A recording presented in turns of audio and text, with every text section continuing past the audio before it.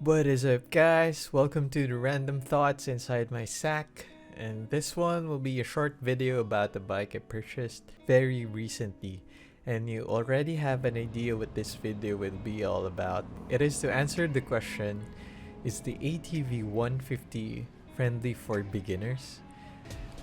So ayun nga, I have ridden motorcycles in the past, but this will be my first time riding in the metro. It's been nerve-wracking at first, pero nasanay rin. Yun nga pala, this is my first motorcycle purchase as well, kaya kabado na baka mahulog si Chewy. Yun, so far, I do not have any regrets pa naman. The first time I saw and handled the bike, it looked very bulky, but surprisingly, it felt very light. If you are planning to get a scooter and you are eyeing on this one, let's say if you have the budget, then I say go for it. You won't regret it. The Honda ADV is a feel-good scooter for sure. So let me just lay it out there again. I am a newbie motorcyclist, so there you go. Alam na ninyo i-expect. Back to what I was saying, the Honda ADV150 is a new-looking scooter. I assume some of you guys know a lot about it already because a ton of people have already made reviews and walkthroughs about this bike already. Lalo na yung mga Indian channels, marami na silang customizations and opinion about the bike. Yun. But for those who are not yet aware, yes, the ADV got its looks from the XADV. You can Google that out. And the engine from the PCX. It's also a Honda motorcycle. So, I am still new about the tech and mechanical parts kaya wala pa ako masyado ma-share. Well, eventually sa mga kagaya ko na baguhan pa sa pagmumotor, sabay tayong matutunan mga yon. Sorry I wasn't commentating live on the videos that you're seeing right now. I figured hindi rin ninyo ako maririnig kasi wala pa akong magandang audio setup that time. But I hope in the future makapaggawa ako ng riding vlog kapag lumuwag-luwag na yung ating sitwasyon, no? Kasi mahirap lumabas ngayon, pandemic eh. Well, tingnan natin kung anong content ang mapoprovide natin. So for weeks now, I have been trying to learn and practice the feel of the motorcycle. And as a newbie rider, every day I see that I'm improving in riding the scooter. Practice, sabi nga nila, really makes anything better. So, ayun guys, yun lang ang key, practice.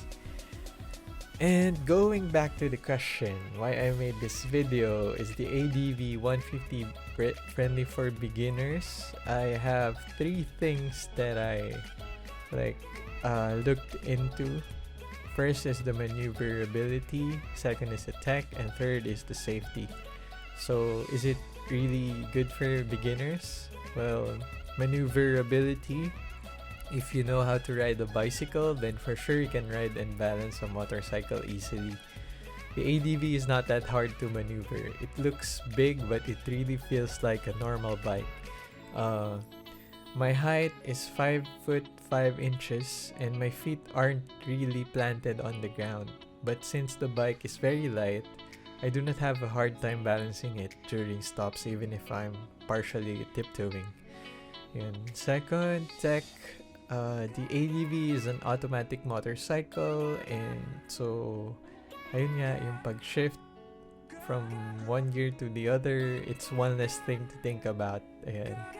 And the safety. The ADV, unlike other motorcycle, it's equipped with ABS, meaning modern motorcycles ngayon lahat halos ay mayroon ng ABS. The ABS increases the rider's safety factor of a motorcycle. Ayun.